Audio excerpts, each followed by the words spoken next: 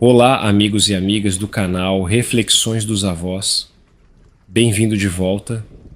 Desejo a todos vocês um felicíssimo ano novo, que Deus abençoe cada um de vocês, que todos os seus sonhos se realizem e que 2026 seja o melhor ano das suas vidas. Pessoal, antes de começar essa história incrível, preciso ser bem honesto com vocês. Quem nos acompanha há mais tempo sabe que antes a gente dividia as histórias em partes, não é mesmo? Aí a gente parou com isso, a gente disse que não ia mais fazer, que postaria tudo inteiro de uma vez, mesmo que demorasse um pouco mais a postar. Mas a verdade é essa. Algumas histórias são tão grandes, tão ricas em detalhes, tão carregadas de emoção, que quando a gente tenta colocar tudo junto, passa fácil de 2, 3 horas de vídeo, e aí demora muito para a gente postar um vídeo novo no canal. O tempo que a gente leva para editar, para finalizar aquele vídeo gigantesco, é tempo que poderia estar sendo usado para trazer mais histórias para vocês, mais conteúdo, mais variedade. Então a nossa equipe conversou bastante sobre isso, pensou bem e a gente achou melhor voltar. Não é sempre, não é em todas as histórias, mas quando for grande demais, quando ela merece tempo e atenção, a gente vai dividir em partes, assim a gente consegue trazer mais conteúdo para o canal, mais frequência de vídeos. Faremos nosso melhor para não demorar a postar o final das partes, para não dar ansiedade. Pois a gente lê os comentários de vocês e muitos ficam ansiosos para saber o final, a gente se apega aos idosos, não é mesmo? Eu sei que nem todo mundo vai gostar dessa decisão. Infelizmente, a gente não consegue agradar a todos e tudo bem. Mas quem nos apoia de verdade, quem entende o trabalho que tem por trás disso tudo, vai continuar aqui com a gente. E é para essas pessoas que a gente faz. Dito isso, hoje é um dia especial. Estamos aqui trazendo a primeira parte da primeira história do ano de 2026. História linda de romance proibido, tenho certeza, vai fazer seu coração bater mais forte. Deixa aqui seu like, seu compartilhamento, porque esse vídeo merece chegar longe. Presta atenção em cada palavra que você vai ouvir da Dona Luzia agora. Cada detalhe importa, cada pausa, cada emoção, cada escolha que foi feita. Porque essa não é uma história de conto de fadas. Essa é uma história real de uma mulher de verdade que enfrentou o mundo inteiro para ser feliz. Amiga querida, obrigada por nos confiar esse baú de tesouro que foi e que é a sua vida. Dona Luzia. Oh, meu bem, que bom ter você aqui comigo. Sabe, eu já passei dos 80, e quando a gente chega nessa idade, as lembranças pesam mais que o corpo. Não é peso ruim, não. É daquele jeito gostoso, como quando você abre o baú da vovó e sai aquele cheiro de naftalina misturado com perfume antigo. É assim que eu me sinto agora, sentada aqui na minha poltrona, olhando para a chuva bater na janela. Cada pingo na vidraça me leva de volta para outro tempo, outro lugar, outra Luzia. Meu nome é Luzia Montenegro Duarte. Fui Montenegro de nascença, Duarte de escolha. E essa escolha, minha filha, custou tudo o que eu tinha e, ao mesmo tempo, me deu tudo o que eu precisava. Mas calma, que eu vou contando devagarinho, sem pressa. História boa não se come correndo, né? É para saborear, mastigar direito, sentir o gosto de cada pedaço. Hoje tá chovendo fino, daquele jeito que molha sem fazer barulho. E sabe o que essa chuva me lembra? Minha terra. Aqui no interior do Rio Grande do Sul, onde eu nasci e cresci até virar moça feita. É uma cidade pequena, mas cheia de gente importante, pelo menos era o que meu pai dizia. Fazendeiros, comerciantes, gente de sobrenome pesado. E o nosso, Montenegro, era dos mais pesados. Meu pai, Joaquim Montenegro, era dono de terras grandes, dessas que você olha de um lado e não enxerga o fim do outro. Tinha gado, tinha peão, tinha casa grande com varanda e tudo. Eu era filha única entre 4 irmãos homens. Isso mesmo, minha querida. Eu era a única menina no meio de um bando de menino. Ademar, o mais velho, era sério que nem o pai. Luiz Carlos era mais bonachão, vivia me defendendo quando eu aprontava. Rogério foi estudar em Porto Alegre e quase não voltava. E o Clóvis, o caçula, era meu companheiro de brincadeira, o único que não me tratava como boneca de porcelana. Minha mãe, Dona Margarida, era uma mulher delicada. Vivia costurando, bordando, fazendo crochê. As mãos dela eram sempre ocupadas, mas os olhos dela eram tristes.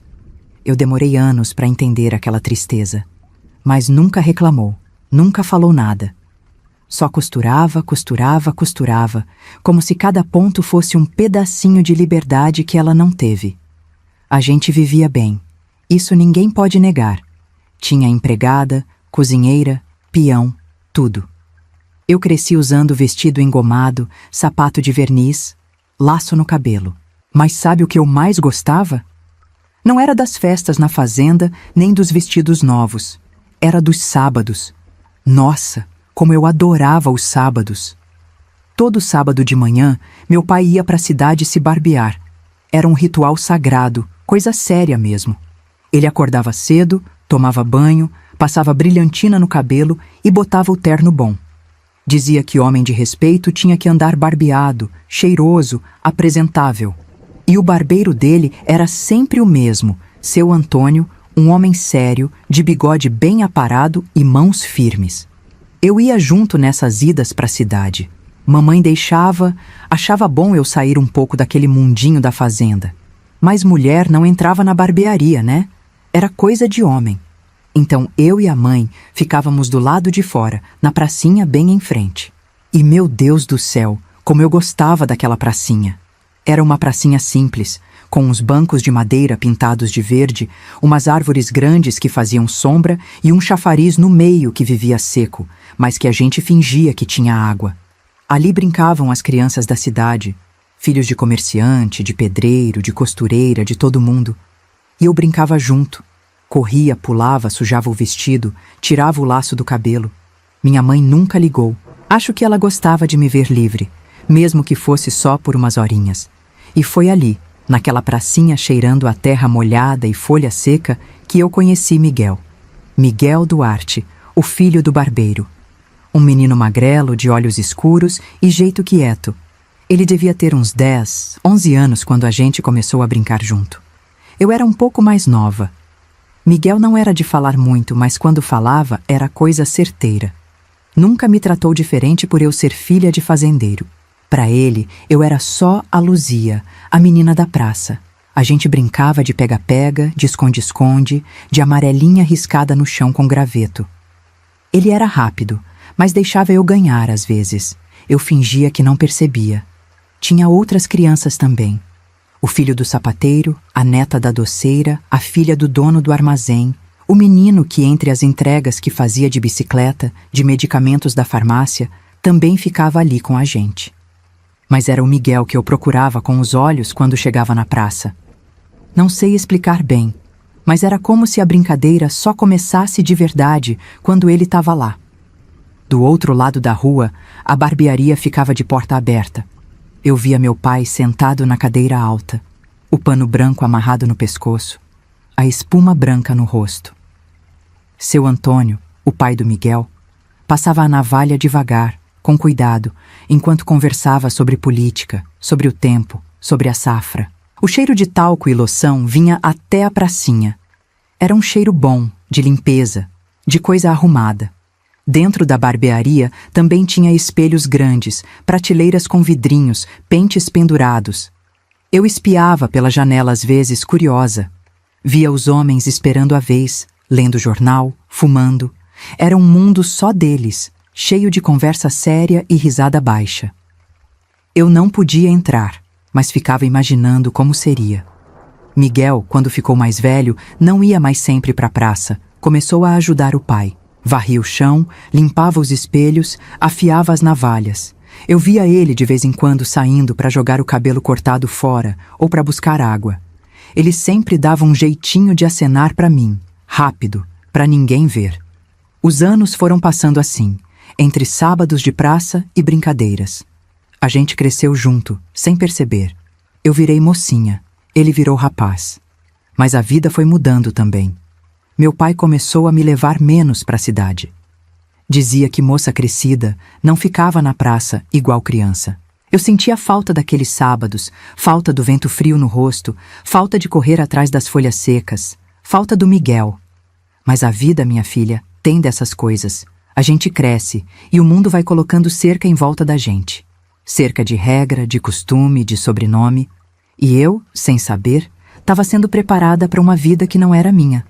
Estava sendo preparada para ser Montenegro para sempre, para casar com quem o pai escolhesse, para fazer o que mandassem. Sabe, minha querida, tem uma hora na vida em que a gente deixa de ser criança sem nem perceber.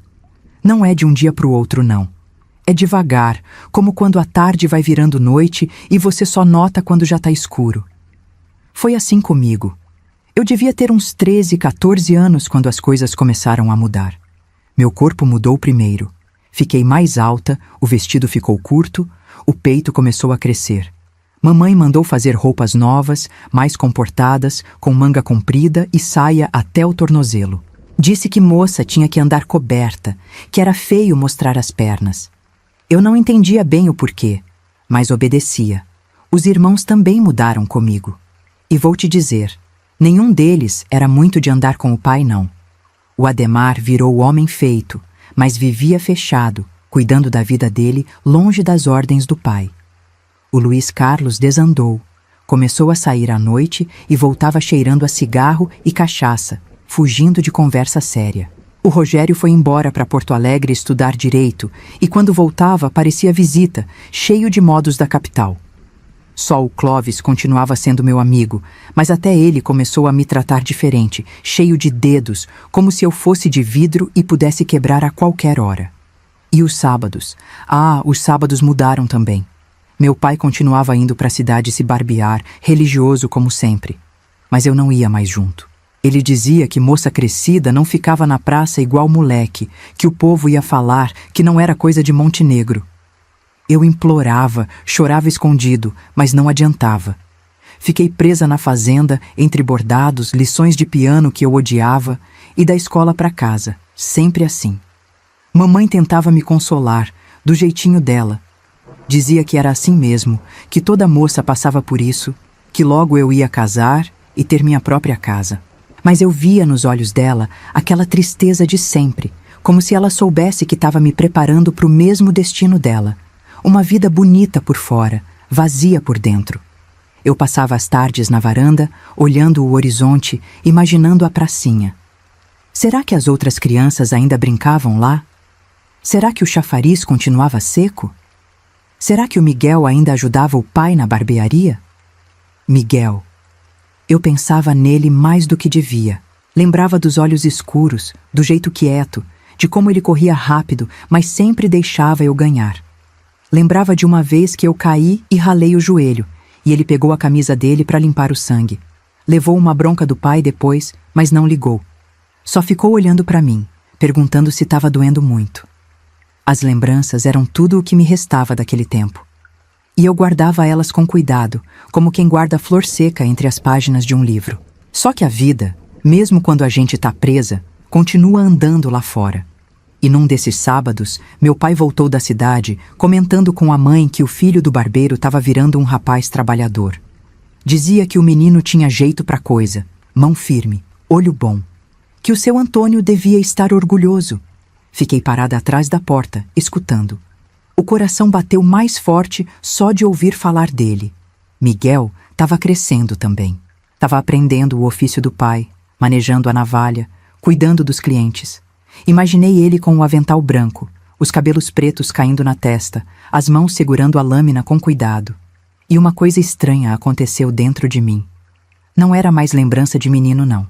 Era outra coisa. Coisa que eu não sabia nomear.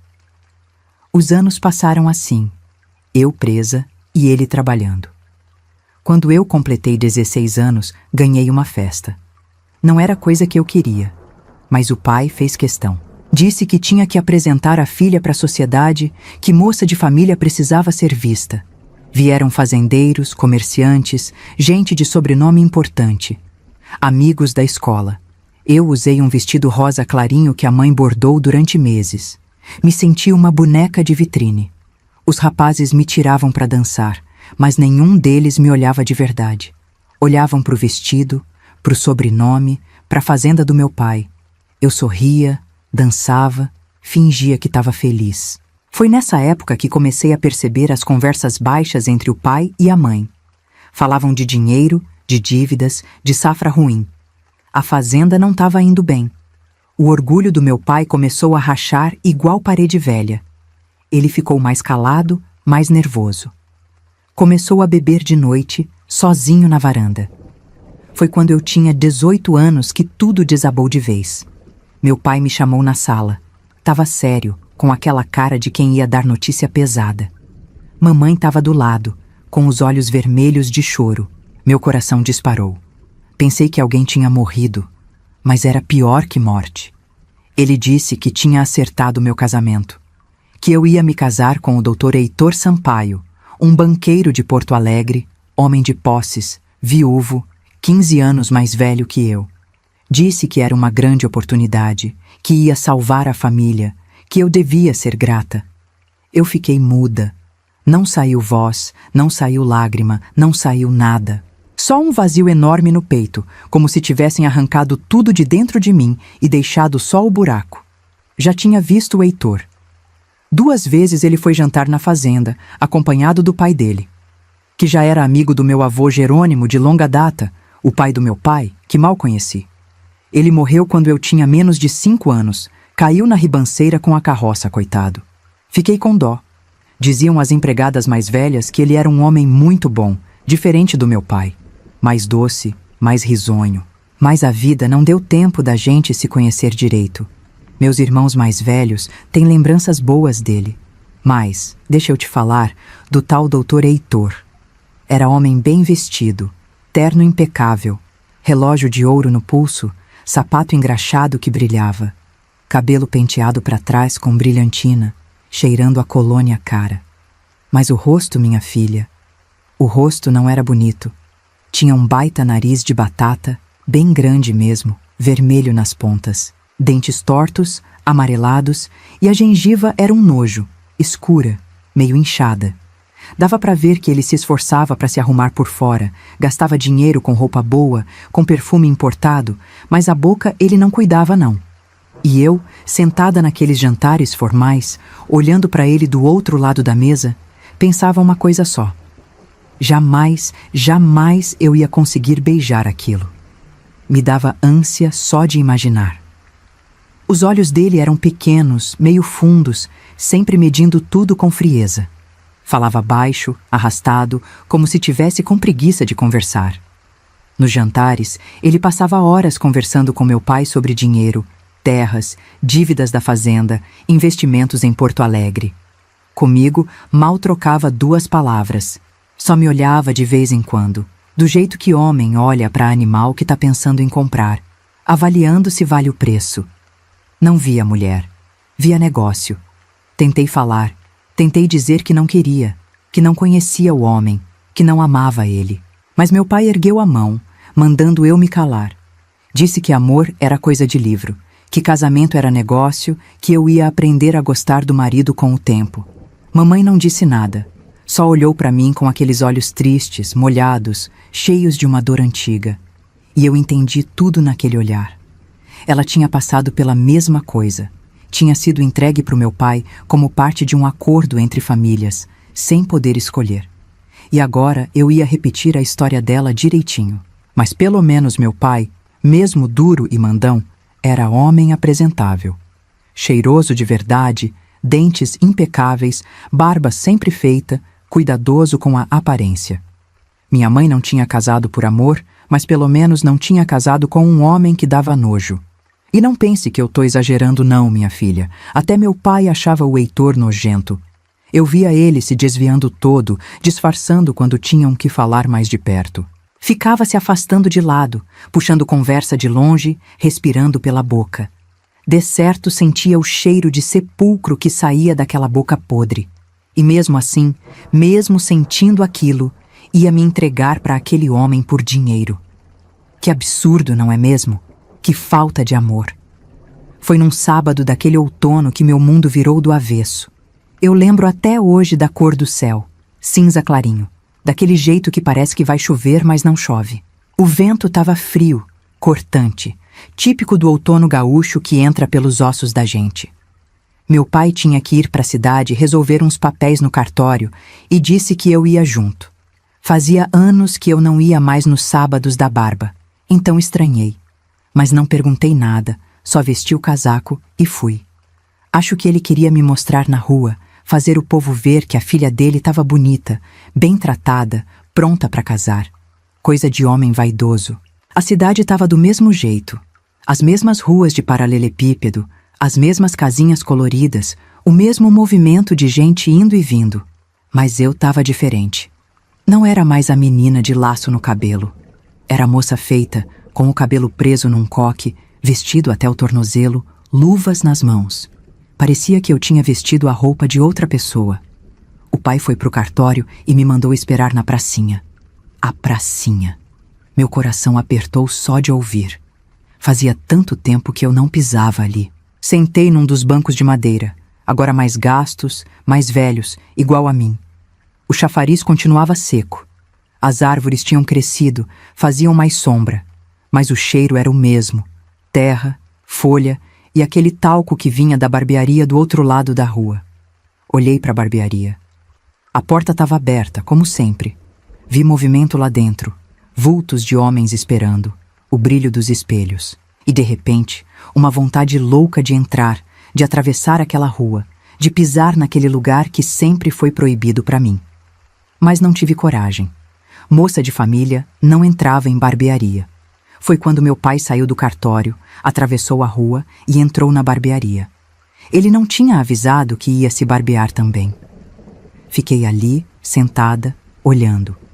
E então vi Miguel. Ele apareceu na porta, sacudindo um pano branco cheio de cabelo cortado. Ficou de costas primeiro, jogando o cabelo pro vento levar. Quando virou, meu ar acabou. Não era mais o menino magrelo da praça. Era um homem, alto, ombros largos, o rosto marcado pelo sol, os cabelos pretos ainda caindo na testa. Usava avental branco, mangas arregaçadas e nas mãos segurava aquele pano com a naturalidade de quem tinha nascido para aquilo. Ele me viu. Ficou parado ali, na soleira da porta, olhando para mim. E eu olhando para ele. O tempo parou, juro por Deus. O vento parou, o barulho da rua parou, tudo parou. Só existia ele e eu, e aquele espaço de rua entre a gente, que parecia pequeno e enorme ao mesmo tempo. Ele não sorriu. Eu também não. A gente só ficou se olhando, como quem reconhece uma coisa que pensou ter perdido. Os olhos dele continuavam os mesmos, escuros, calmos, mas agora tinha outra coisa ali dentro. Uma coisa que fazia meu peito apertar. Alguém chamou ele de dentro da barbearia e ele piscou, como se estivesse acordando de um sonho. Fez um aceno pequeno com a cabeça, meio sem jeito, e entrou de novo. Eu fiquei ali, tremendo. Não era frio, não. Era outra coisa. Era como se o corpo inteiro tivesse acordado de um sono comprido e de repente lembrasse como era estar vivo. Passado um tempo que pareceu uma eternidade, meu pai saiu da barbearia. Vinha barbeado, cheiroso, o rosto liso e rosado. Miguel vinha atrás, trazendo o paletó dele. Foi aí que aconteceu. Miguel atravessou a rua, vindo até onde a gente estava. Chamou meu pai de Seu Montenegro e estendeu o paletó. Meu pai pegou, distraído, e começou a vestir. Mas o paletó caiu, e Miguel se abaixou para pegar. Eu também me abaixei, sem pensar. Nossas mãos se tocaram no tecido. Foi um segundo. Menos que um segundo até. Mas foi como se o mundo inteiro tivesse passado ali, naquele toque. As mãos dele eram ásperas, calejadas de trabalho, mas quentes. Senti um choque subir pelo braço, pelo pescoço, até a raiz do cabelo. Olhei para cima e ele estava olhando para mim, tão perto que eu conseguia ver os cílios grossos, a marca de uma cicatriz pequena perto da sobrancelha. Ele engoliu seco. Eu também. Meu pai pegou o paletó da mão dele, resmungando qualquer coisa, e me puxou pelo braço. Disse que estava na hora de voltar. Eu obedeci, mas virei a cabeça para trás. Miguel ficou parado ali, no meio da calçada, olhando a gente se afastar. A gente atravessou a praça em direção ao carro que estava esperando do outro lado. Meu pai ia na frente, eu atrás, ainda zonza com tudo aquilo. Foi quando vi duas mulheres vindo na nossa direção, do outro lado da rua. Uma senhora de cabelo grisalho preso num coque elegante, vestido de tecido bom, gola alta, e uma moça mais nova do lado dela, carregando uma cesta de compras. A senhora viu meu pai e fez uma reverência discreta, de longe, sem se aproximar. Seu Montenegro, disse ela, com a voz firme mas respeitosa, mantendo a distância honrada de um homem casado. Meu pai tirou o chapéu e inclinou a cabeça. Formal. Dona Cecília. Ele conhecia ela. Claro que conhecia. Numa cidade pequena, todo mundo conhece todo mundo. Eu não sabia na hora quem eram elas. Só soube depois. A moça que vinha com ela tinha ficado mais atrás, respeitosa. Mas quando ela ergueu os olhos e me viu, parou no meio da calçada. A cesta quase caiu da mão dela. Luzia? A voz saiu baixinha, incerta. O coração pulou no peito. Eu conhecia aquela voz. Amélia! Ela olhou para a mãe, pedindo permissão com os olhos. Dona Cecília fez um gesto discreto com a cabeça. Então Amélia veio até nós, apressada, mas sem correr. Os olhos dela brilhavam. Luzia, meu Deus, quantos anos! Você tá tão diferente, quase não te reconheci. A voz dela tremia de emoção. Eu pensei que você nunca mais ia voltar para a cidade. Segurei a mão dela, apertei. O pai não deixava mais eu vir. Amélia Tavares, a menina da praça. A gente tinha brincado junto quando éramos pequenas, antes do meu pai me proibir. Ela tinha virado moça também. Bonita, bem vestida, mas com o mesmo jeito doce, olhos claros e sorriso fácil. Dona Cecília se aproximou então, mantendo ainda uma distância respeitosa do meu pai. Olhou para mim com carinho genuíno. A mocinha está uma dama, seu Montenegro. Cresceu com muita graça. Meu pai agradeceu seco, mas já estava impaciente querendo ir embora. Amélia percebeu e, antes que a gente partisse, segurou minha mão. Luzia, você precisa nos visitar. A gente pode conversar, bordar, tomar chá. Faz tanto tempo que a gente não se vê. É bom ter uma amiga para conversar. Antes que eu pudesse abrir a boca, meu pai cortou seco. A Luzia está muito ocupada com os preparativos do casamento. Não vai dar tempo para visitas. Senti o sangue subir. A vergonha, a raiva, tudo junto. Amélia ficou sem graça. Dona Cecília manteve a postura, mas via decepção nos olhos dela. Mas a Amélia, corajosa do jeito que sempre foi, não desistiu completamente. Apontou discreta para um sobrado amarelo do outro lado da pracinha, perto da igreja. A gente mora ali agora, Luzia. Quando você puder, quando tiver um tempinho que seja, aparece. Vai ser sempre bem-vinda. Olhei para casa, decorei cada detalhe. A cor amarela bem cuidada, a janela com cortina de renda, o portãozinho de ferro trabalhado. Quis gravar aquilo na memória, caso nunca mais tivesse chance de voltar. Dona Cecília ainda disse com toda a educação. Seria uma honra receber a senhorita em nossa casa, seu Montenegro. Minha filha precisa de companhia de moças de boa família. Meu pai fez um gesto vago com o chapéu. Nem sim, nem não. Me puxou pelo braço e me levou para o carro. Entrei com as pernas bambas. Olhei pela janela e vi Amélia ainda parada ali, acenando. E mais atrás, lá na porta da barbearia, vi o vulto do Miguel. Ele estava olhando também. Nossos olhos se cruzaram de longe, por um segundo, antes do carro arrancar. No caminho de volta para a fazenda, o silêncio era pesado. Meu pai dirigia com as mãos firmes no volante, o queixo duro, sem falar nada. Eu olhava pela janela, vendo a cidade ficar para trás, mas por dentro estava tudo revirado. Quando chegamos em casa, desci do carro e fui direto para o quarto da minha mãe. Ela estava bordando perto da janela, como sempre. A luz da tarde entrava mansa, dourada. Sentei do lado dela no banquinho baixo, com as mãos tremendo. Mãe! Ela levantou os olhos do bordado, me olhou. Aqueles olhos cansados, tristes, que já tinham visto tanta coisa calada.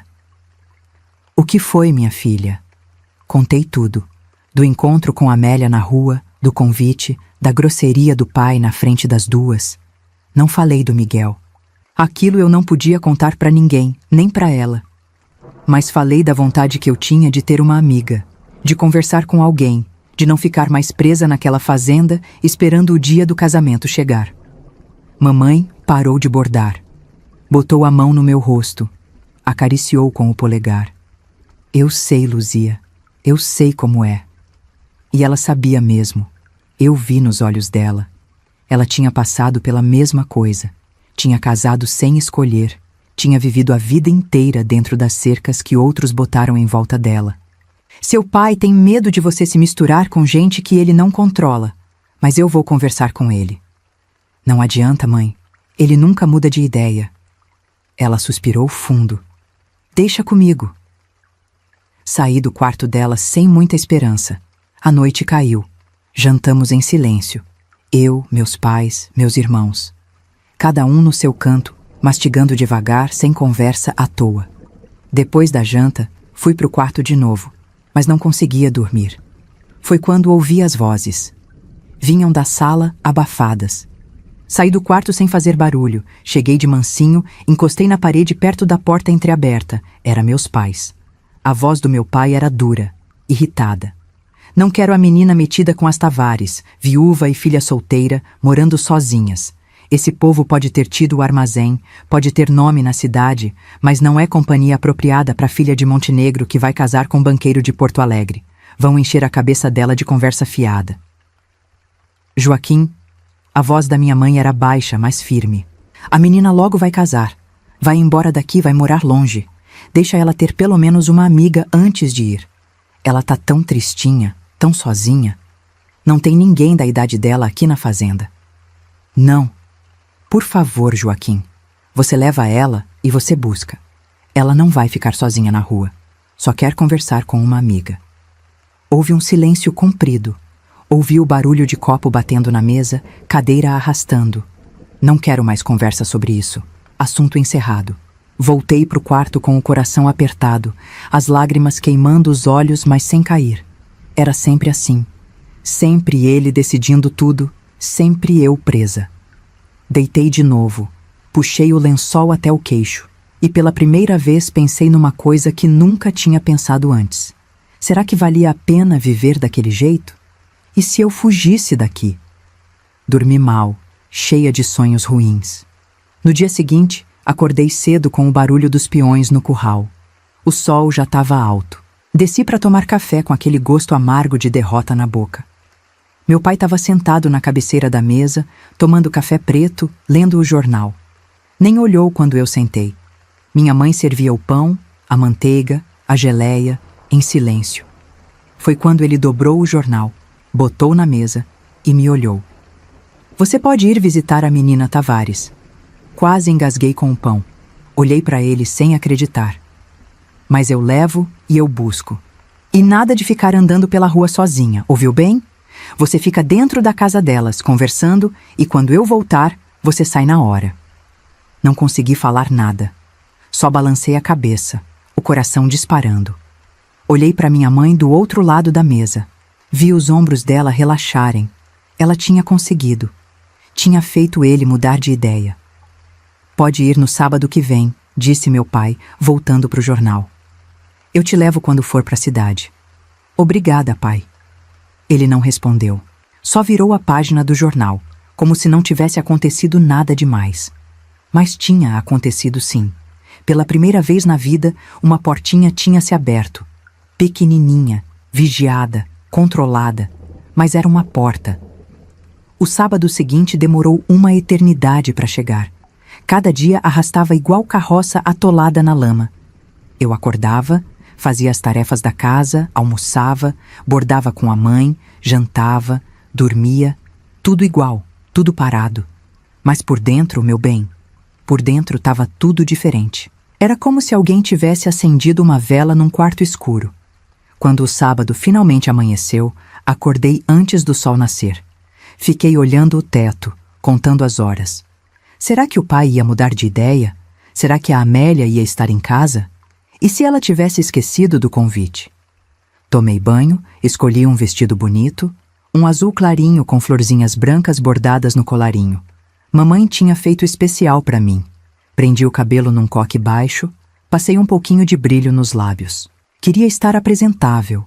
Queria que a Amélia visse que eu não era só a menina da fazenda, perdida no meio do nada.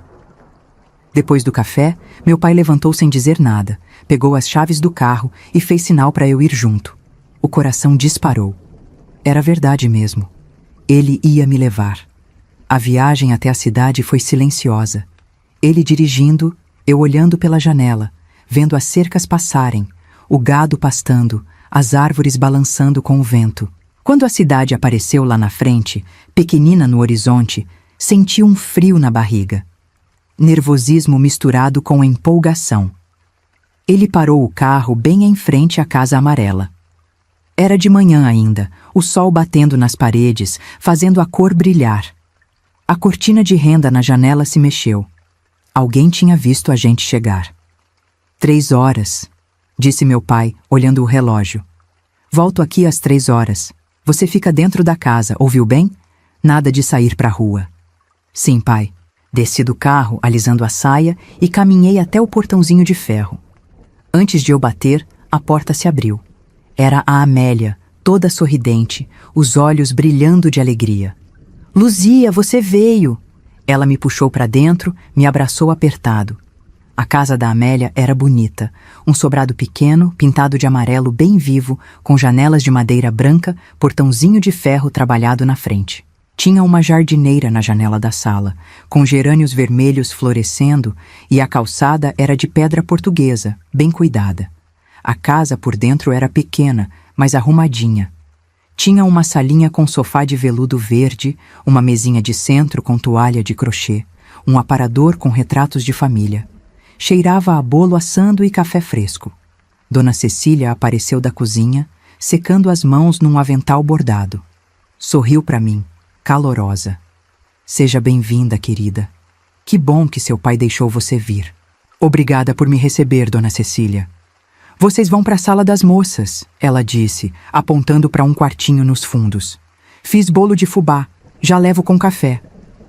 Amélia me puxou pela mão, me levando para um cômodo pequeno que dava para o quintal. Tinha 2 cadeiras de balanço, uma mesinha, bastidor de bordar, caixinha de costura, revistas empilhadas. Era o cantinho dela, o lugar onde ela passava os dias. Sentamos nas cadeiras de balanço, uma de frente para a outra. Amélia não parava de sorrir. Eu não acreditei quando vi você na praça, Luzia. Pensei que você tinha casado, ido embora, sumido do mundo. Quase, né? Vou casar em breve. Com quem? Um banqueiro de Porto Alegre, Dr. Heitor Sampaio. Vi a expressão dela mudar. Um pouquinho só, mas mudou. Você conhece ele? Isso era uma pergunta normal naquela época. A pergunta nem era se a gente gostava do rapaz, já que normalmente os casamentos eram arranjados pelas famílias. Respondi para ela. Não muito. Vi ele 2 vezes. Veio jantar na fazenda com o pai. E você gosta dele? A pergunta veio direta, sem rodeio. Olhei para as mãos, para os dedos entrelaçados no colo. É o que meu pai arranjou. Amélia não disse nada por um tempo. Só ficou me olhando, com aquele jeito dela, esperta, observadora. Dona Cecília chegou com a bandeja. Bolo de fubá quentinho, café cheiroso, guardanapo de tecido bordado. Deixou na mesinha e saiu, fechando a porta devagarinho. A gente comeu em silêncio por uns minutos. O bolo estava uma delícia, úmido, grãos de erva doce na medida certa. E você, Amélia, tem namorado? Ela deu risada. Que nada. Minha mãe é muito rigorosa. Diz que moça solteira tem que se comportar, mais ainda sendo filha de viúva. O povo fala, sabe como é. Sabia, sim. O povo sempre falava. Mas tem alguém que você gosta? Ela ficou vermelha, baixou os olhos. Tem um rapaz, filho do ferreiro, mas não vai dar em nada. Minha mãe acha ele muito simples. Senti uma pontada no peito. Todo mundo tinha cerca. Todo mundo tinha alguém decidindo por eles. Amélia tomou um gole de café. Me olhou de novo. E você, Luzia? Tem alguém que você gosta? De verdade? A pergunta me pegou desprevenida. Senti o sangue subir pro rosto. Não. Tem sim. Ela se inclinou para frente, baixando a voz. Eu vi seu rosto na praça. Você estava olhando para alguém, pro Miguel, não é? Meu coração parou. Depois disparou. Como ela tinha percebido? Será que mais alguém percebeu? A danada era astuta. Olhos de raposa. Amélia, Relaxa, ninguém mais viu. Bem, eu acredito que não. Vi o jeito que você olhou para ele. Ela sorriu, mas não era um sorriso de zombaria. Era de cumplicidade. A gente brincava juntos na praça, lembra? Mas isso foi há tanto tempo. Sentimento não tem prazo de validade, Luzia. Fiquei quieta, mexendo na xícara, sem saber o que dizer. Era perigoso demais falar aquilo em voz alta. Era perigoso até pensar. Mas o nome dele já tinha sido jogado ali, no meio da conversa, e agora era impossível fingir que não existia. Amélia tomou mais um gole de café, olhou pela janela como quem não quer nada e soltou, bem devagar. Ele é noivo da minha amiga Miranda. O mundo parou. Senti o peito apertar, a respiração falhar. Noivo. Miguel tinha noiva. Miranda veio da capital faz uns 2 anos, continuou Amélia, ainda olhando para fora, como se estivesse contando coisas sem importância. Moça bonita, estudada, sabe ler e escrever direitinho, até fez curso de contabilidade. O pai dela abriu um comércio de tecidos aqui perto e ela começou a frequentar o armazém que era do meu pai. A mãe ainda toca o comércio, junto com meus irmãos. Foi assim que a gente ficou amiga. Ela é gente fina, sabe?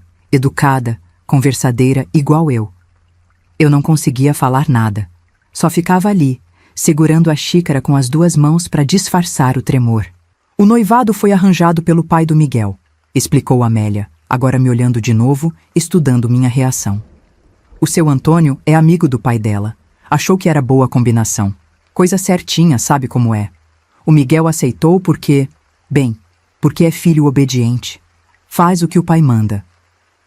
Meu coração batia tão forte que eu tinha certeza que ela podia ouvir. Fiquei tão decepcionada, tão vazia, que nem conseguia esconder direito. Amélia percebeu na hora. Mas olha, Luzia. Ela baixou a voz, se inclinou para frente. Eu conheço a Miranda. Conheço bem. E vou te falar uma coisa. Ela não é apaixonada por ele, não. Ela é prática, sabe? Quer casar, quer ter casa, quer segurança. O Miguel é trabalhador, bonito, tem futuro na barbearia. Para ela, é negócio bom. Mas amor? Amor de verdade, daquele que faz o coração bater diferente? Não tem. Tentei engolir a decepção, mas não descia. E ele gosta dela? Amélia fez uma pausa. Ele trata bem. Mas eu vejo os 2 juntos às vezes, quando ela vai na barbearia ou quando eles saem para caminhar na praça aos domingos. Não tem aquele brilho, entende? É tudo muito arrumado, certinho demais. Um dia eu te apresento ela, acho que vocês iam se dar bem. Ela é interessante, sabe conversar de monte de coisa. E talvez... Ela parou, pensou melhor e continuou com cuidado. Talvez você entenda melhor as coisas vendo ela de perto, vendo se eles são felizes de verdade ou se estão só cumprindo papel. Eu não sabia se queria conhecer Miranda. Parte de mim tinha curiosidade. Queria ver quem era a mulher que ia casar com o homem que fazia meu coração bater daquele jeito. Mas outra parte tinha medo. Medo de gostar dela. Medo de ver que ela merecia ele mais do que eu. Medo de descobrir que eles eram felizes e que estavam se apaixonando. Voltei para casa com o peito apertado de culpa. Culpa de torcer lá no fundo para que aquele casamento não desse certo. Culpa de ser tão egoísta. Foi numa quarta-feira de tarde, lá por volta das 3 horas, que a Amélia apareceu na fazenda. Eu estava na varanda com a mamãe, bordando aquelas toalhas de mesa que nunca acabavam, quando ouvi o barulho de cavalo lá na frente. Levantei a cabeça e vi ela descendo da carruagem que o irmão tinha trazido, toda animada, acenando pra gente. O irmão dela, o Fábio, Era um rapaz muito bonito, olhos claros como os de Amélia. Já era casado e tinha 2 filhas meninas. Ele morava na cidade também. Trabalhava no armazém que era do pai deles, junto com o outro irmão mais velho, o Mário, que só fui conhecer muito tempo depois. A mamãe largou o bordado na cadeira e foi receber ela. Era a primeira vez que a Amélia tinha ido até a fazenda. Desde que o pai tinha permitido as visitas na cidade, a gente se via só na casa dela. Ver ela ali foi uma surpresa boa.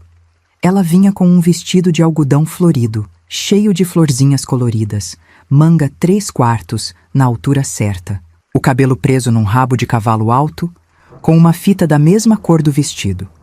Trazia uma cestinha no braço, coberta com um pano xadrez. A mamãe abraçou ela apertado.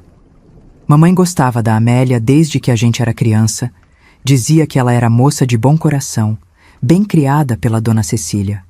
Ficaram ali conversando na varanda uns minutos, perguntando uma da outra, da família, da saúde. Amélia contou que a mãe tinha mandado um bolo de fubá para a mamãe, que tinha feito de manhã cedo e estava ainda quentinho dentro da cesta. Mamãe agradeceu, pegou a cesta, cheirou por cima do pano e sorriu. O cheiro de fubá assado com erva doce subia gostoso, dava até água na boca. Chamou a empregada para levar a cesta para a cozinha. Sentamos as 3 ali na varanda, na mesinha redonda de ferro que o pai tinha comprado em Porto Alegre. Fazia um calor gostoso de outono, aquele sol de tarde que esquenta sem queimar. O irmão dela acenou da carroça e ficou por lá. Amélia disse que ele ajeitava a mercadoria do armazém na carroceria. Foi aí que ela me olhou e disse que queria me fazer um convite. Ia ter um chá na casa dela no sábado, de tarde, e ela queria muito que eu fosse. Ia estar lá a Miranda, a noiva do Miguel, e a Amélia achava que seria bom a gente se conhecer. Disse que moça da minha idade precisava de amigas, que eu passava tempo demais sozinha naquela fazenda, que ia fazer bem eu conversar com outras moças, aprender sobre casamento, essas coisas. Quando ela falou o nome, Miranda, a noiva do Miguel, senti como se tivessem enfiado uma faca no peito. Não doeu de verdade, mas a sensação foi essa. O ar faltou por um segundo. Forcei um sorriso, tentei parecer normal e disse que ia adorar ir. A mamãe achou ótimo. Disse que era importante mesmo eu conviver com moças que estavam se preparando para casar, que eu podia aprender muita coisa. Falou com a Amélia que eu ia sim, que ela podia contar comigo, que tentaria dobrar o pai para deixar. Depois que a Amélia foi embora, já de tardezinha, fiquei na varanda olhando a estrada por onde a carruagem tinha sumido. O peito estava apertado, aquela sensação ruim de quando a gente sabe que vai ter que enfrentar uma coisa difícil. Quando finalmente o sábado chegou, acordei cedo, mais cedo que o normal. O sol nem tinha nascido direito ainda, mas eu já estava acordada, deitada na cama, olhando o teto, nervosa. Tinha escolhido o meu vestido mais bonito na noite anterior, um verde musgo, cor de folha nova, com botões de madrepérola subindo até o pescoço, manga comprida com punho rendado, saia comprida até o tornozelo. O tecido era crepe, macio, caía bem no corpo. A mamãe tinha mandado a costureira fazer especial para mim uns meses atrás, copiando um modelo que tinha visto numa revista de Porto Alegre. Calcei as meias de algodão até o joelho, botei o sapato de verniz preto que só usava em ocasiões importantes.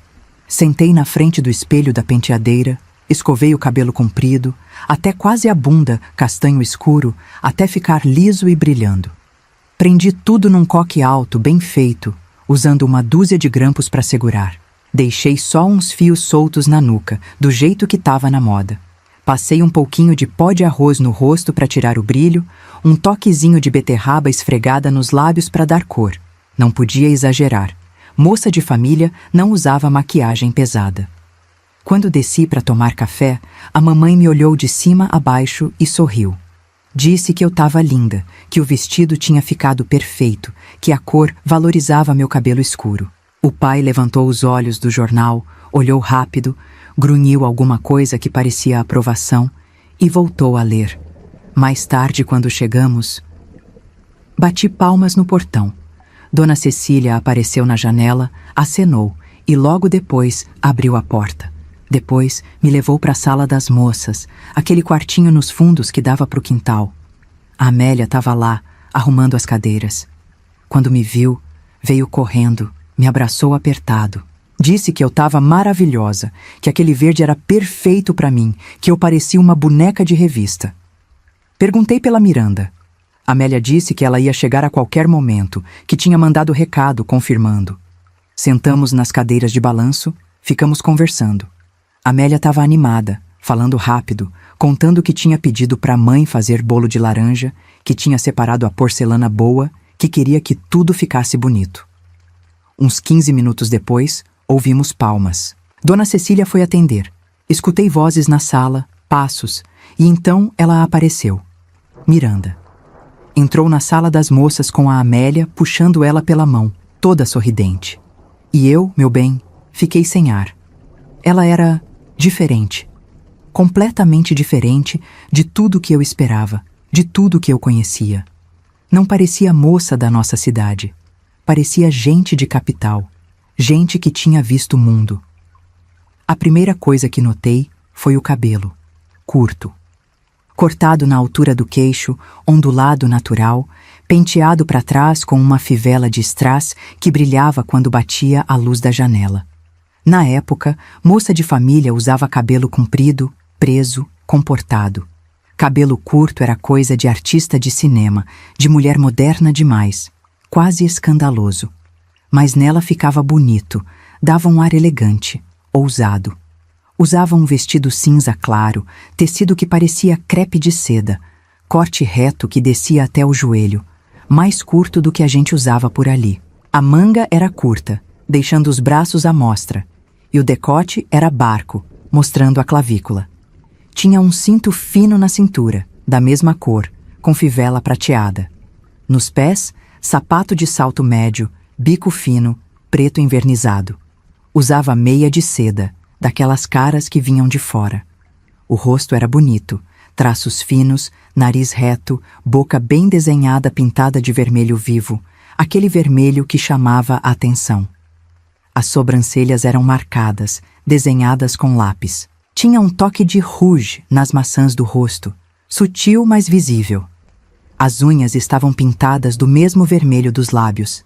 Ela era alta, magra, tinha postura de quem tinha estudado em colégio bom, coluna reta, ombros para trás, queixo levantado. Carregava uma bolsinha pequena de couro preto com fecho dourado e usava um relógio de pulso delicado, também dourado. A Amélia fez as apresentações. Miranda estendeu a mão para mim. A mão era fina, macia, com aquelas unhas vermelhas impecáveis. Apertei e percebi que ela apertou de volta com firmeza. Não foi aquele aperto mole que moça geralmente faz. Foi firme, decidido. Falou que tinha ouvido falar de mim, que a Amélia falava muito bem, que era um prazer me conhecer. A voz era clara, bem colocada, sem sotaque carregado do interior. Falava pausado, articulando bem as palavras, igual gente que tinha estudado dicção. Sentamos as três. Eu numa cadeira de balanço, a Amélia na outra e a Miranda numa cadeirinha de palha que a Amélia trouxe da sala. Dona Cecília apareceu com a bandeja, bolo de laranja cortado em fatias grossas, café cheiroso fumegando nas xícaras de porcelana com flores azuis, açucareiro, leiteira com leite fresco, guardanapos de linho branco bordado. O bolo estava uma delícia, úmido, cheirando a casca de laranja ralada com aquele gostinho cítrico que explodia na boca. O café era forte, bem passado, do jeito que a gente gostava. Miranda tomou sem açúcar, coisa que achei esquisito. A gente sempre adoçava o café. Mas ela tomou assim, puro, e pareceu gostar. A conversa começou devagar. Amélia puxou o assunto, perguntou da família da Miranda, do pai, do comércio de tecidos. Miranda respondeu educada. Disse que o comércio ia bem, que o pai tinha bom relacionamento com os fornecedores de Porto Alegre e São Paulo, que vinham tecidos novos toda semana, que as senhoras da cidade gostavam de comprar lá. Depois a conversa derivou para outras coisas. Miranda começou a falar de livros. Tinha lido uns livros de Machado de Assis, Dom Casmurro, Memórias Póstumas de Brás Cubas. Falava com conhecimento, citava trechos, discutia os personagens. Disse que achava o Machado genial, que ele entendia a alma humana como ninguém. Falou também de Eça de Queiroz, que tinha lido Os Maias e O Crime do Padre Amaro. Gostava do jeito que ele descrevia a sociedade portuguesa, achava engraçado e triste ao mesmo tempo. Mencionou até uns autores franceses, Balzac, Flaubert, que eu nunca tinha ouvido falar. A Amélia me olhou, incentivando. Perguntou se eu também gostava de ler. Fiquei sem graça, porque eu lia pouco. O pai não incentivava. Dizia que moça precisava saber bordar, cozinhar, cuidar da casa. Livro era perda de tempo. Eu tinha uns poucos livros escondidos de quando ia à escola. Uns livretos de poesia, umas histórias românticas que a Amélia tinha me dado. Mas não era nada comparado ao que a Miranda falava. Confessei, meio envergonhada, que lia pouco, que gostava de poesia, mas não tinha acesso a muitos livros. Miranda não fez aquela cara superior que gente estudiosa às vezes faz. Sorriu, um sorriso genuíno, e disse que entendia perfeitamente. Que quando era mais nova também tinha dificuldade de conseguir livros, que escondia os poucos que tinha para ninguém pegar. Disse que se eu quisesse, ela podia me emprestar alguns. Tinha uma pequena biblioteca em casa, uns 50 livros que tinha juntado ao longo dos anos. Fiquei surpresa. E tocada. Ela estava sendo gentil comigo de verdade. A conversa continuou fluindo. Falamos de música. Miranda adorava choro, aquelas músicas que tocavam no rádio nas capitais. Pixinguinha, Jacó do Bandolim. Disse que quando morava em Porto Alegre, ia em bailes onde tocavam choro ao vivo, que era uma delícia. Falou também de valsa, de como achava bonito ver os pares dançando, rodando pela pista. A Amélia contou que tinha um gramofone em casa, herança do pai, e que às vezes botava uns discos para tocar. Tinha uns de valsa, uns de marchinha. Miranda ficou animada, disse que adoraria ouvir, que fazia tempo que não ouvia música boa. Falamos de moda também. Miranda disse que as coisas estavam mudando rápido, que nas capitais as moças já usavam calça comprida dentro de casa, que as saias estavam ficando mais curtas, que logo ia ser normal mostrar o joelho. A Amélia arregalou os olhos, achou escândalo. Eu fiquei quieta, só ouvindo, fascinada com aquele mundo que ela descrevia. Foi quando Miranda pegou a bolsinha, abriu e tirou um cigarrinho. Fino, com filtro branco, marca que eu não conhecia. Tirou também um isqueiro prateado, pequeno, que cabia na palma da mão. Olhou para Dona Cecília, que tinha entrado para pegar a bandeja vazia, e perguntou se incomodava. Dona Cecília fez uma cara meio feia, mas disse que não, que ela podia fumar.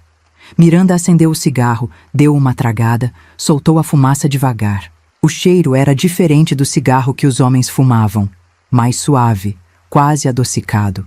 Ela fumava elegante, segurando o cigarro entre os dedos finos, levando à boca, soltando a fumaça para o lado para não pegar em ninguém. A Amélia comentou comigo que nunca tinha visto moça fumando, até conhecer Miranda, que deu risada. Uma risada gostosa, solta. Disse que nas capitais era cada vez mais comum, que muitas moças da sociedade fumavam em festas, em bailes, que era sinal dos tempos novos. Disse também que o pai dela não podia saber de jeito maneira. Eu não sabia o que pensar. Parte de mim achava aquilo tudo muito ousado, quase impróprio. Mas outra parte admirava. Admirava a coragem dela de ser diferente, de não se importar com o que o povo ia falar. Ficamos conversando a tarde toda. A Miranda era fascinante, meu bem. Falava de política. Sabia o nome dos ministros, dos governadores, discutia as leis novas que estavam passando. Tinha opiniões próprias sobre tudo. Achava que as mulheres deviam ter direito a voto, que era absurdo só homem decidir o futuro do país. Achava que as moças deviam poder estudar mais, trabalhar fora se quisessem. Falava com paixão, os olhos brilhando, as mãos se mexendo para dar ênfase às palavras. Era inteligente, articulada, corajosa, tudo que eu não era. Eu entendi, porque a Amélia fazia tanta questão que eu conhecesse ela. Foi por volta das 4:30 que a Amélia, esperta do jeito que sempre foi, puxou o assunto do casamento. Perguntou para Miranda como estavam os preparativos, se já tinha escolhido o vestido, se já tinha marcado a igreja. A voz da Miranda mudou na hora. Ficou diferente, mais fria, mais distante. Disse que sim, que estava tudo encaminhado, que o casamento seria dali a poucos meses, no meio do ano, que o pai dela e o seu Antônio tinham acertado tudo, a igreja, o padre, a festa pequena depois na casa dela, que já tinham comprado alguns móveis para a casa onde iam morar, um sobradinho pequeno perto da barbearia, uma cama de casal, um guarda-roupa, mesa de jantar com 4 cadeiras, fogão a lenha. O básico para começar. Falou do Miguel. Disse que ele era trabalhador, acordava cedo, fechava a barbearia tarde. Que era honesto, não bebia, não jogava, tratava bem os pais. Que tinha futuro. A barbearia do seu Antônio era a melhor da cidade, e um dia ia ser dele. Que era um bom partido, considerando. A palavra ficou pendurada no ar. Perguntei, tentando parecer só curiosa, se ela estava animada com o casamento. Ela me olhou direto. Aqueles olhos claros, espertos, me avaliando. Deu um sorriso pequeno, meio torto, que não chegou nos olhos. Disse que sim, que era o esperado. Que toda moça casa, que ela não ia ser diferente. Que o Miguel era boa pessoa, que iam ter uma vida tranquila, que era o que importava. Mas não tinha brilho quando falava. Não tinha calor. Não tinha aquela coisa que a voz da gente ganha quando fala de quem ama de verdade. Era tudo muito prático, certinho, sem emoção. Senti o peito apertar, porque ali, naquela sala de chá, fumando aquele cigarro elegante, a Miranda estava me dizendo sem dizer. Ela não amava o Miguel. Estava se casando porque era o que se fazia, porque as famílias tinham acertado, porque era conveniente. Mas amor? Amor de verdade, daquele que faz o coração bater diferente só de ouvir o nome da pessoa? Aquilo não tinha. O pai chegou quando deu quase 5 horas. O sol já estava baixando, fazendo aquela luz dourada de fim de tarde. A Amélia me acompanhou até o portão. Assim que ficamos sozinhas, ela disse baixinho, se certificando que a Miranda não ouvia. Sabe, toda semana a Miranda vai na barbearia visitar o Miguel. Mas ela passa mais tempo conversando com os outros clientes do que com ele. Fica discutindo política com o dono do farmácia, falando de livros com o professor, perguntando do jornal para o carteiro. O Miguel fica ali trabalhando e ela mal olha para ele. Eles não têm assunto, sabe? Não tem aquela conexão. Mas ela não podia falar muito. Meu pai estava ali, bem pertinho. Guardei aquilo tudo dentro de mim. Agradeci a Amélia pelo chá, abracei ela e fui para o carro com o pai. E o caminho todo eu fui pensando no que a Amélia falou. Eu estava escandalizada. Como assim Miranda entrava na barbearia? Conversava com os homens? Meu pai me dizia a vida toda que isso era praticamente proibido. Pecado até. E o pior, Miguel permitia? Não tinha ciúmes disso? Passaram umas 3 semanas desde aquele primeiro chá na casa da Amélia. Nesse meio tempo, voltei lá mais 2 vezes. Sempre nos sábados. Sempre com meu pai me levando e buscando na hora certinha. Ele parava o carro bem em frente ao portãozinho de ferro, olhava o relógio de pulso e dizia o mesmo de sempre. 3 horas. Às 3 horas, 3 e pouquinho, ele voltava e buzinava, e eu tinha que estar pronta, sem atraso. Eu obedecia direitinho. Não queria dar motivo para ele mudar de ideia e me proibir de sair de novo. Eu estava vivendo a melhor fase da minha vida até então. A Miranda tinha vindo nos 2 encontros anteriores. A gente se sentava na salinha dos fundos, aquele quartinho que dava para o quintal da Casa Amarela, e ficava conversando sobre coisas de moça prometida. Receitas que as sogras gostavam, jeito certo de passar roupa de homem, como bordar as iniciais do marido nos lençóis sem errar o ponto. Dona Cecília sempre trazia bolo e café, deixava na mesinha e saía, fechando a porta devagarinho para dar privacidade pra gente. Mas eu tinha percebido uma coisa. A Miranda estava mudando. Não era mudança ruim, não. Era uma coisa boa, diferente. Os olhos dela pareciam mais brilhantes a cada encontro. A pele mais viçosa, as bochechas sempre coradas, o sorriso aparecendo mesmo quando ela tentava ficar séria. Até o jeito de andar era mais leve, mais solto, como se ela flutuasse ao invés de caminhar. Pensei que fosse coisa da minha cabeça, mas a Amélia também tinha notado. Vi nos olhos dela aquele jeito curioso, observador, de quem sabe que tem segredo no ar. Num desses sábados, Amélia, que era mais atrevida, não aguentou. Miranda, o que foi? Você tá diferente? Parece que engoliu um passarinho. Conta pra gente, vai! Miranda levantou a cabeça, olhou pra Amélia, depois pra mim. Um sorriso meio bobo, meio assustado, apareceu no rosto dela. Ela balançou a cabeça como quem tenta espantar um pensamento.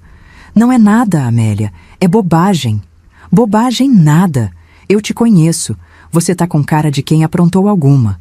Ou de quem tá apaixonada. Qual dos dois? Amélia insistiu, dando uma risadinha. Miranda ficou vermelha. Um vermelho que subiu do pescoço até a raiz do cabelo curto. Ela olhou para mim de novo, como se pedisse permissão. Eu só fiquei quieta, esperando. Até com medo do que ela iria falar. Mas a curiosidade me corroía por dentro. Tá bom, eu conto. Mas vocês prometem que não vão contar para ninguém? Nem para suas mães, nem para ninguém? A voz dela saiu baixinha, quase um sussurro. A gente prometeu, claro. Juramos de pé junto, cruzando os dedos, que nem criança faz quando sela pacto de sangue. O segredo da Miranda, fosse qual fosse, morreria ali, naquela salinha cheirando a café e bolo de laranja. Assim que a gente deu a palavra, Miranda soltou o ar com força, como se tivesse segurando a respiração há anos, e desabou ali na nossa frente. O nome saiu da boca dela como se fosse uma oração proibida. Maurício. A gente nunca tinha ouvido falar, mas pelo jeito que ela falou, parecia que o mundo girava em volta desse nome. Ela contou, atropelando as palavras, que tinha reencontrado ele. Maurício era um rapaz da capital, de Porto Alegre, que ela conhecia desde sempre. Tinham estudado juntos no colégio quando ela morava lá com uma tia antes do pai resolver virar comerciante no interior. Mas a história não era bonita, minha filha. Era suja. Miranda contou que o pai do Maurício não era só um comerciante rico. Era homem forte da política, ligado ao partido do governo estadual. Quando o pai da Miranda, que tinha uma loja próspera na capital, se recusou a apoiar uma falcatrua deles, um esquema de desvio que envolvia notas frias, o pai do Maurício destruiu a vida deles. Usou a influência que tinha na polícia e na fiscalização para perseguir o pai da Miranda. Inventaram denúncias, mandaram fiscais dia e noite, ameaçaram de prisão. A gente não mudou pra cá porque meu pai quis. Miranda sussurrou, tremendo de raiva e medo. A gente fugiu, Luzia. Fugimos de madrugada com as malas jogadas no carro, deixando metade das coisas pra trás, com medo da polícia bater na porta por causa de uma mentira política. Meu pai perdeu quase tudo. O ódio que ele tem da família do Maurício não é só desgosto, é ódio de quem foi traído e arruinado. Eu senti um calafrio subir pela espinha. Aquilo era muito maior do que um namorico de escola. Era guerra de gente grande. E como é que você teve coragem de trazer ele pra cá? Amélia perguntou, os olhos arregalados. Miranda deu um sorriso triste, um sorriso de quem joga a última cartada. Porque meu pai é orgulhoso, mas é ganancioso. Ele quer recuperar o status de doutor que tinha na capital. Eu escrevi para o Maurício e a gente bolou um plano.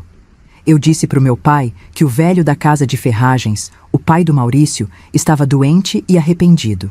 Inventei que ele queria fazer as pazes com Deus antes de morrer e que, para compensar o mal que fez, queria abrir uma filial da loja aqui na cidade e colocar meu pai como sócio majoritário. Que era o jeito deles devolverem o dinheiro que fizeram a gente perder. Era uma mentira perigosa, descabida, mas genial. Mexia com a ferida e com a ambição do pai dela ao mesmo tempo. E funcionou. O pai dela, cego pela chance de voltar a ser rico e poderoso, mordeu a isca. Deixou o assunto em banho-maria, sem saber que o filho do inimigo já estava na cidade, hospedado na pensão da dona Jandira, esperando o momento certo de aparecer. Miranda confessou que eles se viam às escondidas. Ela inventava para a mãe que precisava comprar linha de bordar, que ia na modista provar roupa, que ia na igreja rezar o terço e corria para encontrar ele. Descreveu os encontros com uma mistura de alegria e pavor que dava aflição de ver. Contou que se encontravam nos fundos da praça, perto do coreto velho onde quase ninguém ia dia de semana. Ou então ele esperava ela na saída da loja de tecidos quando o pai dela saía para almoçar e a mãe ficava distraída no caixa. Enquanto ela falava, eu via a transformação no rosto dela. Aquelas bochechas coradas, aquele brilho nos olhos que a gente tinha notado antes, tudo fazia sentido agora. Ela estava apaixonada de verdade, daquele jeito que faz a pessoa brilhar, que faz a gente esquecer de comer, de dormir. Mas ao mesmo tempo estava presa. Presa no noivado com o Miguel. Miranda parou de falar um pouco, pegou o lenço de linho e secou os olhos. A alegria do rosto murchou, dando lugar a um medo gelado. Contou que as famílias já tinham acertado tudo para o casamento com o Miguel. O pai dela já tinha pago o buffet, já tinha encomendado as bebidas. O seu Antônio, pai do Miguel, já tinha reformado o telhado da casinha onde eles iam morar. Estava tudo lá, esperando por eles. Ela olhou para a gente com os olhos arregalados de pânico. Disse que não sabia como sair dessa situação sem destruir a reputação da família de vez. Se ela terminasse o noivado agora, o pai dela matava ela. A vergonha ia ser enorme, ainda mais com o histórico de fugidos da capital. Iam dizer que ela era leviana, que desonrou a palavra da família. O seu Antônio nunca mais ia falar com o pai dela. Ia ser uma guerra na cidade. E ela não tinha coragem de enfrentar o pai. Não tinha coragem de dizer que tudo aquilo, o enxoval, a casa, a festa, era para um homem que ela não amava. Miranda continuou falando, desabafando tudo o que estava guardado. Disse que o Maurício pressionava ela para contar a verdade, para romper logo, mas ela pedia tempo.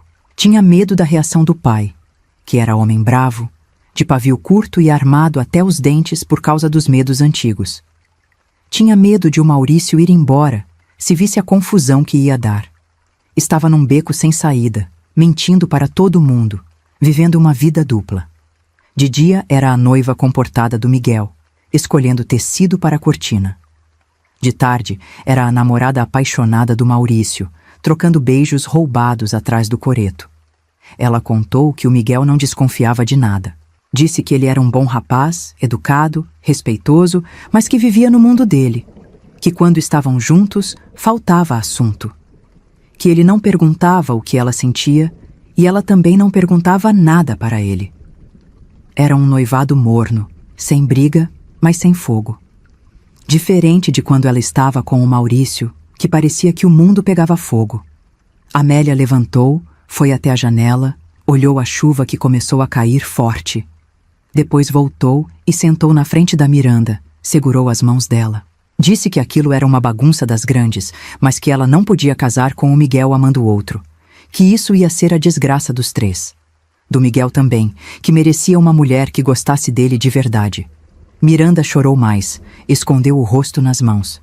Disse que sabia, que se sentia a pior pessoa do mundo, mas que não via porta de saída. Ficamos as três ali, em silêncio, ouvindo o barulho da chuva e sentindo o peso daquela confissão. O cheiro de café tinha esfriado, o bolo estava intocado na mesa. O peso de ser mulher naquela época enchia o quarto. O peso de ter a vida decidida por homens que negociavam nossos destinos entre um gole de bebida e um aperto de mão. Eu olhei para a Miranda, encolhida na cadeira, tremendo de medo e de amor, e vi meu próprio reflexo. Nós duas éramos peças num tabuleiro que a gente não sabia jogar. Mas agora, sabendo daquilo, sabendo que o Miguel estava livre no coração da noiva, uma esperança louca, proibida, começou a brotar no meio do meu medo. Uma esperança que tinha cheiro de talco de barbearia e gosto de liberdade. Se o Miguel não era amado pela noiva, talvez, só talvez, houvesse um espaço para mim naquela história torta. Saí da casa da Amélia naquele dia com a cabeça fervilhando. Meu pai veio me buscar na hora marcada, buzinou o carro na frente do portão. Entrei no automóvel quieta, respondendo monossílabos quando ele perguntava alguma coisa sobre a estrada. A imagem da Miranda chorando e falando do Maurício não saía da minha cabeça. E junto com ela vinha a imagem do Miguel, sozinho na barbearia, sem saber que a noiva dele estava nos braços de outro. Aquilo me dava uma coragem que eu não sabia que tinha, uma vontade de fazer alguma coisa, eu só não sabia o quê. A semana se arrastou daquele jeito lento de quem espera o mundo acabar ou começar de novo. Eu bordava, ajudava a mãe na cozinha, mas minha cabeça estava longe, presa naquela conversa proibida na Casa Amarela. Quando o sábado chegou de novo, meu pai me deixou no portão da Amélia, com a mesma recomendação de sempre sobre o horário e de não sair para a rua. Mas dessa vez eu desci do carro, sentindo que carregava dinamite nos bolsos. Entrei na sala de costura, e as duas já estavam lá. O clima estava diferente. Não tinha mais aquele peso de segredo guardado da Miranda. Agora tinha uma eletricidade no ar, uma coisa de conspiração. A gente mal tinha sentado e servido o café, quando a Amélia, que nunca conseguia segurar a língua dentro da boca, me olhou com aqueles olhos de gavião e foi direto ao ponto. A Miranda já contou o pecado dela, Luzia. Agora falta você. Eu gelei, segurando a xícara no meio do caminho. Tentei me fazer de desentendida. Disse que não tinha pecado nenhum, que era noiva obediente. Mas a Miranda, que agora parecia outra pessoa, mais solta, mais viva, se inclinou na minha direção. Ela acendeu um daqueles cigarros finos dela e soltou a fumaça pro lado, me analisando. Luzia, minha querida, a gente pode enganar os pais, os noivos e até o padre. Mas entre nós, não cola. Eu vi como você ficou quando falei do Miguel. Vi como seus olhos brilharam quando a Amélia disse o nome dele. Desembucha, menina. Ela colocou a mão sobre a minha e a mão dela estava quente. Você gosta dele, não gosta? Do Miguel. Minha filha, eu gelei na hora. Mas se você quiser saber qual foi a minha resposta, escreva parte 2 aqui nos comentários. Assim eu sei que você está gostando da minha companhia. Já vou te adiantar uma coisa. A reação da Miranda foi muito diferente do que eu imaginava. As coisas que aquela menina fez eram bem pra frente do nosso tempo, mas tiveram consequências que ninguém ali poderia imaginar. Se você me ouviu até aqui e quiser dar um palpite de como foi a reação da Miranda, você me diz. Tenho curiosidade do que você está pensando até agora. Te espero na parte 2. E para você, mulher que assistiu todo esse relato, temos uma notícia maravilhosa. Depois de tantos pedidos sobre as dúvidas da menopausa, criamos um verdadeiro tesouro. O e-book Menopausa, o guia completo. 5 suplementos que você não vai se arrepender de experimentar. Minha filha, criamos esse guia para ajudar todas as mulheres a passarem por essa fase com dignidade e qualidade de vida. Você vai entender tudo sobre menopausa de forma clara, conhecer os 5 suplementos essenciais que realmente fazem a diferença. Com protocolos testados, explicações sinceras sobre reposição hormonal e orientações sobre baixa libido. Incluímos um guia prático de onde comprar cada item, o que precisa de receita médica e o que não precisa. E tem bônus especiais, fórmula para os cabelos não ficarem brancos e dica poderosa para acabar com o melasma.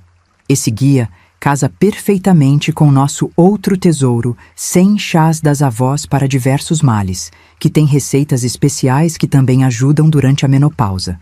Imagina ter os 2 conhecimentos na palma da sua mão?